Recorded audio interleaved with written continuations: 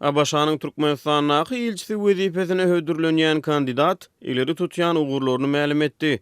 Birleşen Ştatlaryň prezidenti Donald Trump tarapyndan ýurdun Türkmenistanyň nowatdaky ilçisi wezipesine hödürlenýän Matthew Klimowyň Senatyň daşary gatnaşyklary komitetine ugrudyn beýannamasy komitetiň web saýtyna çap boldy. Onda ýokary wezipe hödürlenen resmi Türkmenistanyň alyp barjak işleriniň ileri tutulýan ugurlaryny beýan edýär. Senatyň daşary gatnaşyklary komitetini Klimowy Birleşen Ştatlaryň Türkmenistanyň ilçisi wezipesine bellemezlik boýunça diňlenşik geçiriler. Mundan ozal Azatlyk radiosy martyň aýagyna Matthew Klimowyň Birleşen Ştatlaryň Türkmenistanyň ilçisi wezipesine hödürlenmegi we onuň baý harby geçmişi barada habar beripdi. O senata ugrudyn hatyryna Birleşen Ştatlar üçin Türkmenistanyň geosiýasy ähmiýetini ünsü çekýär. Ýurdun oňyn bir taraplyk siýasatyna salgylanyar. Klimow Türkmenistanyň göz öňünde tutýan işleriniň ileri tutulýan ugurlarynyň hataryny Türkmenistanyň durnukly Awganistan üçin goşýan goşuntlaryny goldajakdygyny aýdýar.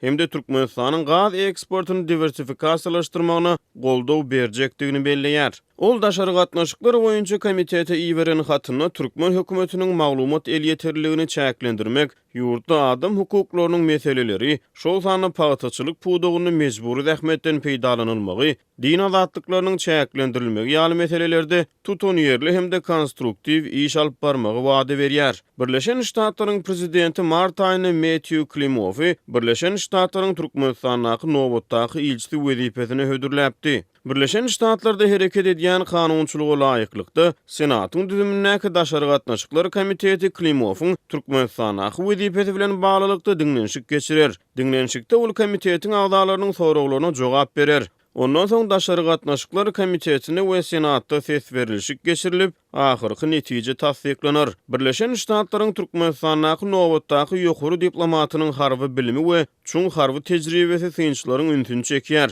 Matthew Klimow häzirki wagtda Birleşen Ştatlaryň Döwlet Departamentiniň baş sekretarynyň dolandyryş işleri boýunça orunmasarynyň edarasyna baýry maslahatçy bolup işleýär. Ol Brüsselde NATO'nyň baş sekretarynyň orunmasarynyň kömekçisi bolup işledi. Klimow 1973-2003-nji ýyllar aralygynda Birleşen Ştatlaryň ýaragly güýçleriniň hataryna gulluk etdi hemde polkovnik harby çyny bilen hormatly diňjalşa çykdy. Ol Birleşen Ştatlaryň vice-prezidentiniň harby işleri boýunça ýürüýte maslahatçysy, baş ştabyň başlygynyň orunmasary wezipelerini işledi. Klimow Birleşen Ştatlaryň Harby Akademiýasynyň bakalavr, goşun serkerdeliginiň we baş ştabynyň harby mektebinden harby ugur boýunça magistr derejesini aldy. Saudi Arabistanyny we Kuweytde çöl harasaty operasiýalaryna gatnaşdy. Häzirki wagtda Birleşen Ştatlaryň Türkmenistanyň adatdan daşary we doluq týarly ilçisi Alan Philip Masterdyr. Ol 2014-nji ýylyň 25-nji noýabryna bu wezipe bellenildi.